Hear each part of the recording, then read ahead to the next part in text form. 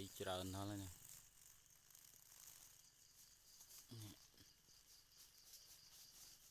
pin đau mà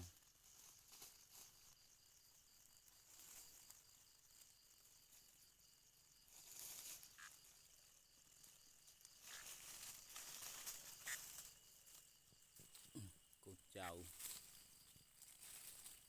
một chập đây này tên na có miên rất rồi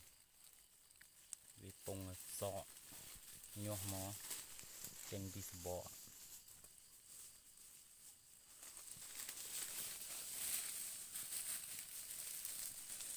chập bàn cái này này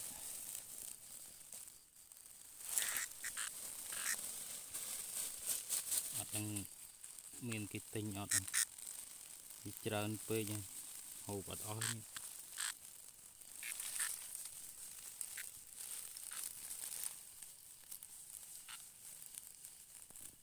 bị chập mà dùng những chục trăm cái lô đấy